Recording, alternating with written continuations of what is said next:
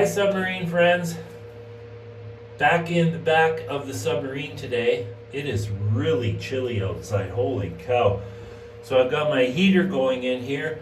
I covered my front window with a towel and I've got the hatch closed. So it's not bad in here because that heater works pretty good. So what I'm doing now, I'm just finishing off little jobs. There's a million little jobs in this project. So one of them is the hydraulic tank, the hydraulic tank, which is really filthy, by the way, from me grinding and welding in here. It's a pity I had to do that, but that's okay. And I have to touch up the paint. So yesterday I welded a couple of fittings on here to connect the throttle. So the shifting and throttle is all working, and it works off an old boat shifter, so that's kind of nice. So what I'm doing now is I'm hooking up a vent. Oh, I gotta tighten these guys too. I'm hooking up a vent.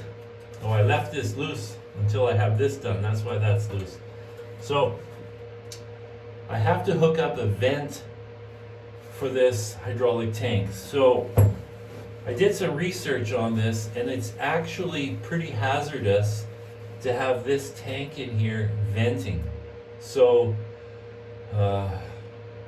what happens is the hydraulic fluid can become a vapor, and that vapor is very bad for your lungs. And I know if you have a scuba compressor and the filter is not working well and you get oil from the compressor pump in your lungs, it'll kill you. So what I'm doing is I've got a little cheat. So I've got a suspension airbag here that a buddy gave me a couple of these. And so what I'm going to do, I'm going to just connect a hose from the air vent on the hydraulic tank to this airbag.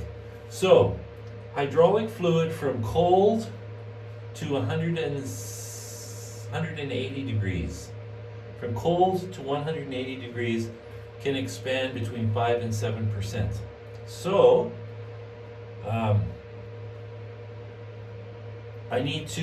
that air needs to escape when the oil expands. But there's not very much air volume in here because the tank is quite full of oil. And I can do that because it's only a hydraulic motor. If I had hydraulic cylinders, I would need to leave more room for air in there because the displacement of a hydraulic cylinder is different. For one, it's different on both sides of the pistons. So when oil fills the cylinder and pushes the piston out, not the same amount of oil leaves the cylinder because of the bore of the shaft. So you have two different volumes.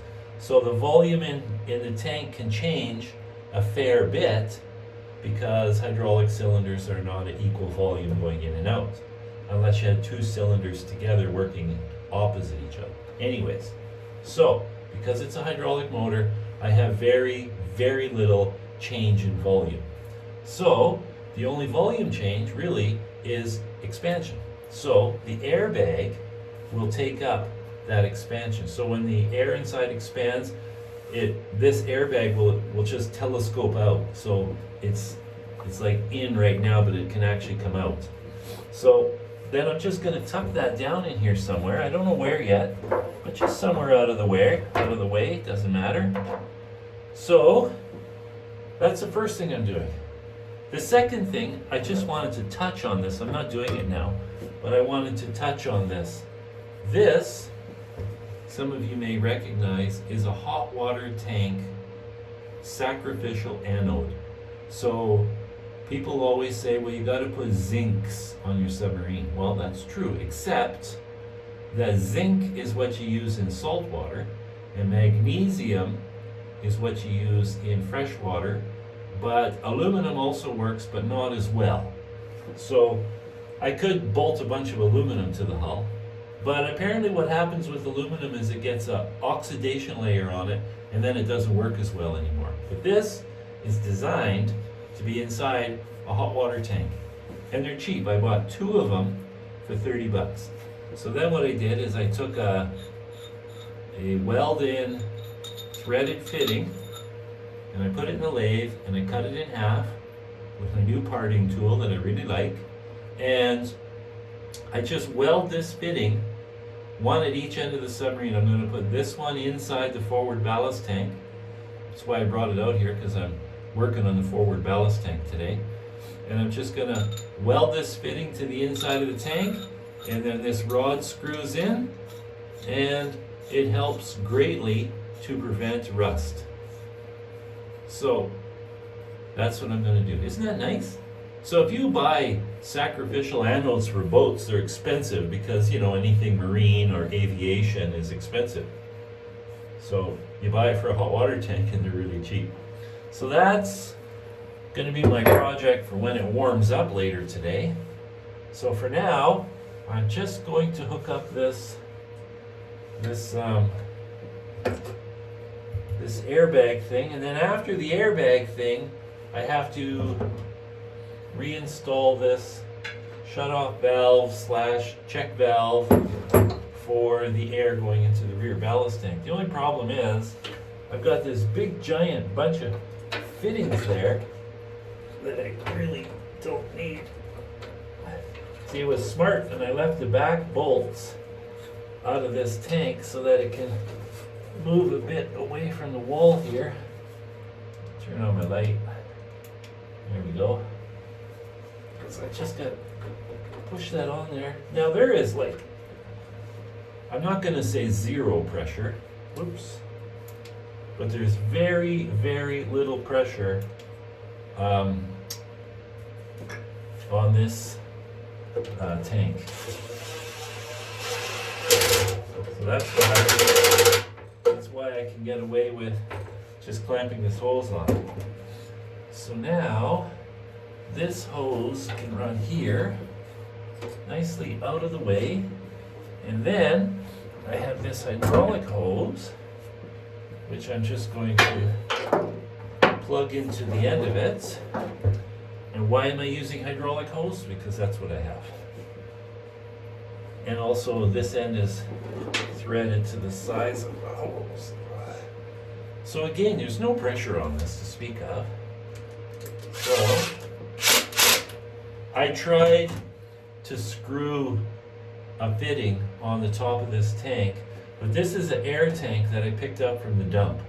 So the threads on this vent stack, actually that's not a vent stack, that's where the pressure regulator used to go in the compressor, but whoever threw it in the dump damaged those threads, so I can't screw anything onto that.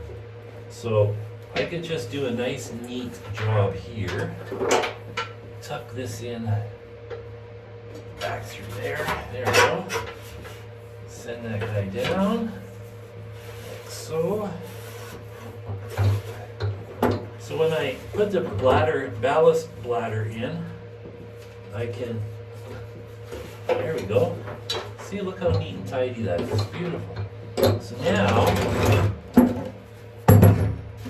oh, it's really messy in here because, you know, you don't want to go climb in and out of the sub 50 times a day, which I do anyways, actually, to get tools and parts. So I have a whole bunch of tools and parts in here. Okay, so, alright, so what was I doing? This, it's going to go here. Oh, that works perfect. Just tuck right down there. And then this, right under, you can't see it here, but there's a panel, a floor panel here, and under this is the battery for the engine, the compressor, water pump, and bilge pump. So there's room for this airbag. So I'm just going to lay it there for now, and then when I put the ballast bag in, I will position it in there. I don't want to put it in there until the ballast bag is in, because I want to make sure that it's not going to interfere. Interference seems to be a big thing with building a submarine. Everything has to be planned. I better check and make sure that that is okay. Yeah, it's good. I grabbed it with that fitting on there. I've used this bag before for other projects. I can't remember what. Okay. So, boy, it's still chilly. So now I just gotta tighten that guy up. Boy, talk about a quick, easy job. But you know,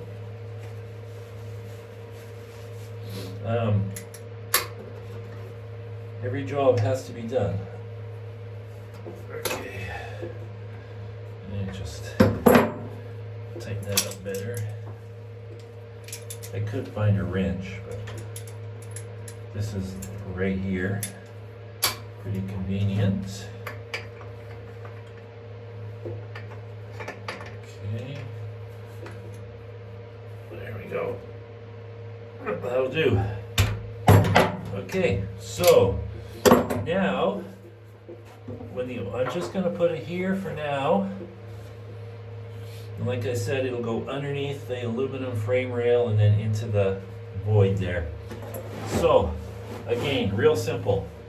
Oil heats up, it expands, the volume increases, so the air pressure inside the tank increases, so it escapes through the hose and into the airbag. And then when the oil cools, the airbag simply lets the air come back into the tank. Perfect. Now on the top of this tank is a 1-inch nipple that's going to need a cap.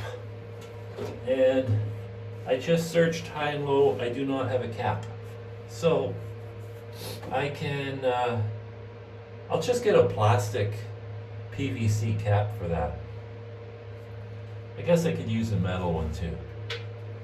Okay, so now I need to get this valve thing situated, and that's I'm not really happy with how huge this whole bloody thing is, but I want the check valve. I learned my lesson on that. So it actually screws in right here, and of course it interferes with that. So it's going to have to be assembled in pieces,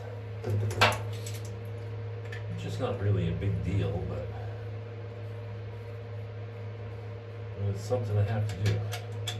So I have a pipe wrench in here, but it's kind of awkward with a pipe wrench. It's kind of cozy working in here though. You know, it's perfectly comfortable. That's a nice thing about this size of submarine. And as you get older, you're not quite as flexible as you used to be. So it's nice in here. Okay, so take that off, and I'll just do it step by step. What I'll do is I'll put it together dry first. Yeah, so that'll go there. So, okay, and then your option is to make it come out and then go over, but trying to keep it away. So let's screw that there. I can always take this handle off if I have to, and I do have to. That's pretty standard here. Take that guy off.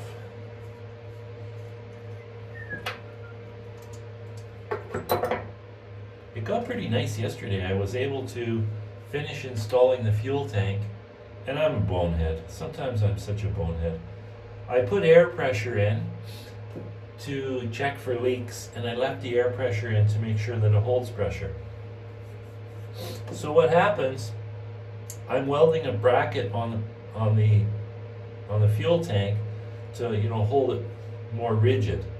And as soon as the metal got hot, red hot, the air pressure blew through. So I had to take it apart, grind the weld, repair the hole. Stupid, pretty stupid, I tell you. So anyways, now this has to go here.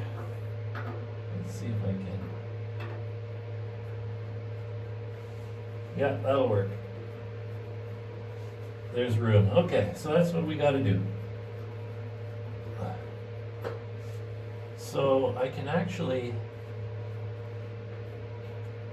put this all together.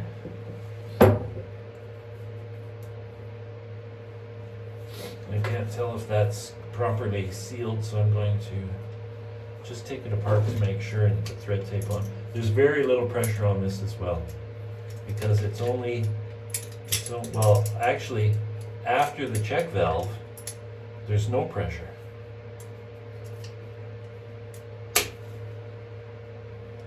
Okay, well that's tight, so I'm going to say, yeah, it's got thread tape. Okay, this, now we have to make sure the check valve is going the right direction, and it is, I can see it.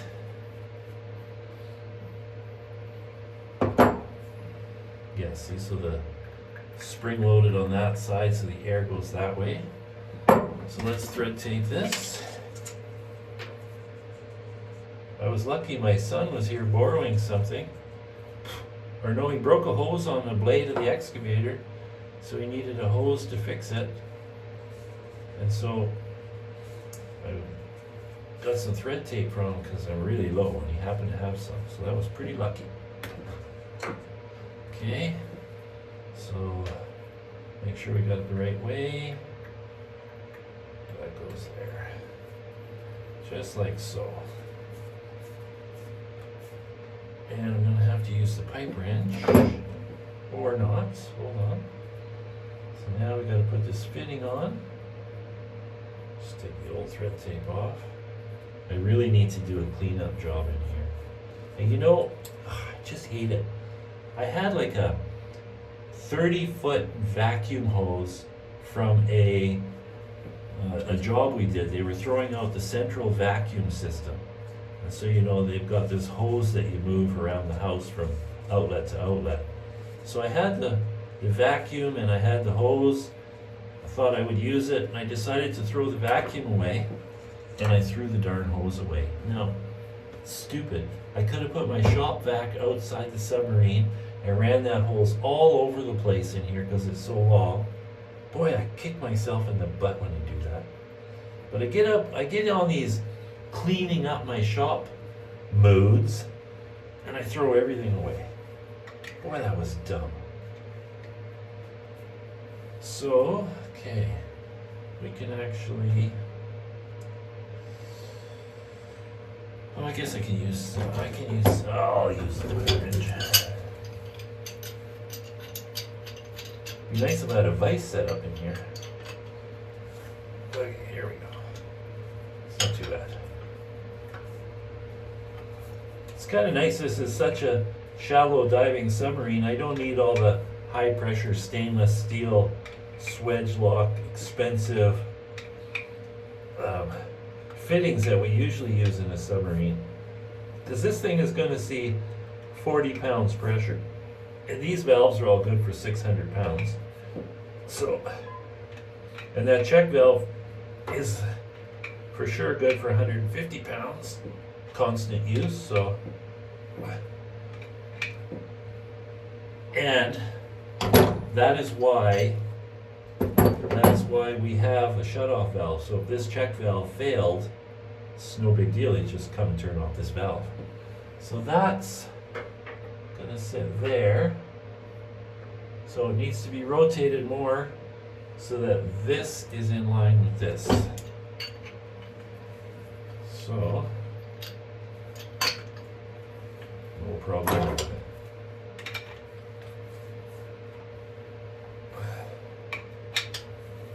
Okay, almost there. I actually enjoy this part of the construction process. Yesterday afternoon, I spent the afternoon welding up the rear ballast tank, so it's all welded up back onto the hull of the submarine. Just needs a little grind to clean up some spatter, and it can be painted. Okay. I guess I might as well just undo this and put the thread tape on everything at the same time. On all the bits and pieces.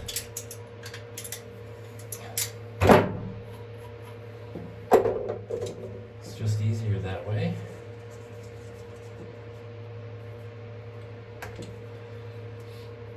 You know, every day I do a few jobs like this, and before you know it, I'm going to be digging my test pool. I'm not going to use my buddy's pond because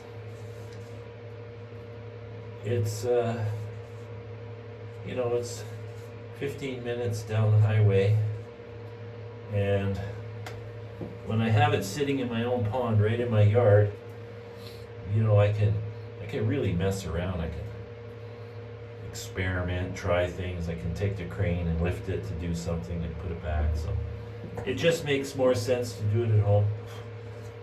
The yard is still all messed up, so I haven't planted new grass. I bought a roll of 6mm poly 100 feet long because you can't buy smaller in the 20-foot width anyways. And so I have the poly sitting here. So I may as well just do it here. I got the machine sitting here before my son swipes it. I actually think he's got a job coming up. That's okay. Doesn't take long to dig it. Okay, now thread tape this one. The hose is already right there. This is the hose that goes to the valve. So, pretty quick job. Oh, another thing I gotta do. That's probably a tomorrow morning job. I like to do an inside job in the morning because I got the heater going in here and I'm toasty warm. And then in the afternoon it warms up. Yesterday it got to like 11 degrees Celsius. That was nice. And so then I do outside jobs. So in the morning, I don't have a glow plug hookup. And so on my engine control panel, I have 3 switches and a push button. And the push button is for the starter. I have a spare. I have a spare wire here, and I have a spare switch. I did all that ahead of time thinking I might want to add something. So, but I don't want the spare switch to run the glow plug because it could accidentally be turned on. So I gotta find, and I'm sure I have some, a spring-loaded on-off switch. So it's, you know, you have to hold it on. Or I can put a second push button. And the wire that goes back here is fairly light. So I don't even know if the wire is going to be heavy enough. I may have to put a relay back here, and I think I have some relays. You know, those 30 amp square. So I'll probably have to put a relay back here. So that sounds like a really good tomorrow morning when it's cold job. So, okay, here we go. Let's tighten this guy up. I'll do what we can by hand first. There we go.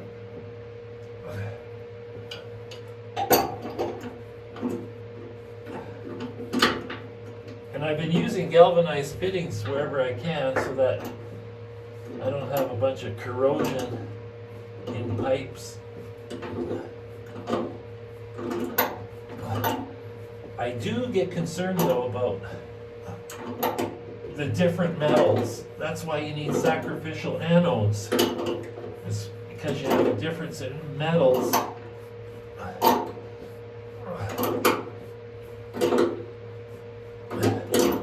Here we go. Oh, I think I can get one more turn.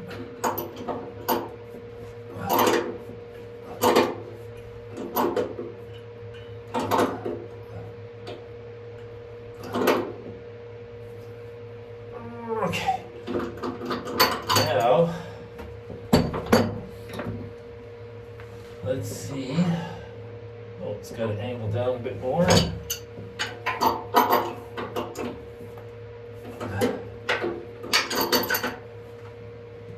Oh, I may have put it together wrong.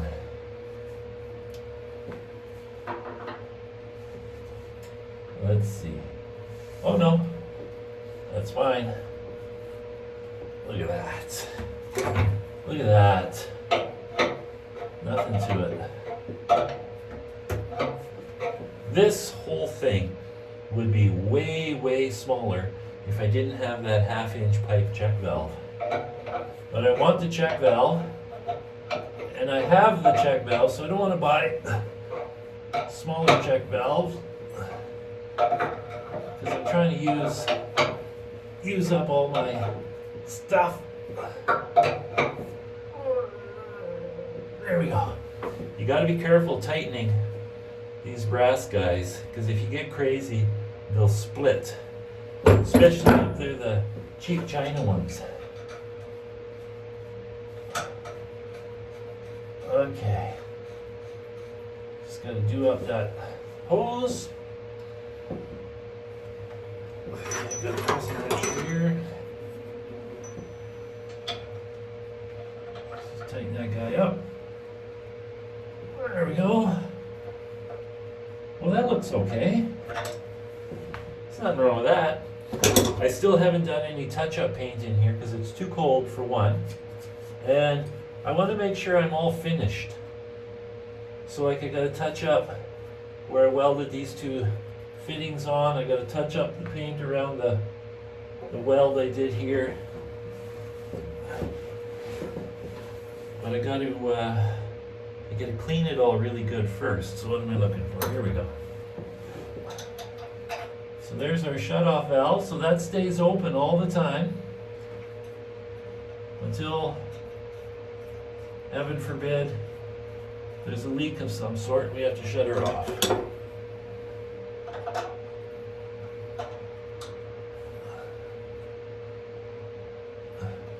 So another thing I'm going to do that I've decided, I'm going to oil fill my electric motors in the back. At least for now, because I have two ways I can do it. I can use an airbag, which is not, it'll work. I think it'll work, but I don't know. And I don't want to be experimenting with that right away. So if I oil fill it, I could just use them and I don't have to worry because that's guaranteed to work. So I think I'm just going to do that. I'll just buy a 4 liter WD-40, fill them up, and then, usually once a year I drain them and replace the oil. So I'm going to start with that. So that's less work for me too. And I'm going to keep my air tanks in the back intact, as well as have my emergency air tank, which my daughter's picking up for me, which is probably going to go right here. So I'm not changing anything. I'm just going to stick with my original plan until there's a good reason to change it. Okay, so that's that done. That's the vent done for this. So I have a master switch here that I put in for just the engine. So when I turn this master switch off, it kills the whole electrical system to the engine. Starter, alternator, everything to do with the engine is killed right here. I actually stole this. I stole this switch off my Volvo crane truck because it wasn't in use. So whoever installed it in the crane truck put it in the stupidest place. So I just robbed it. Okay. That's it. Ciao.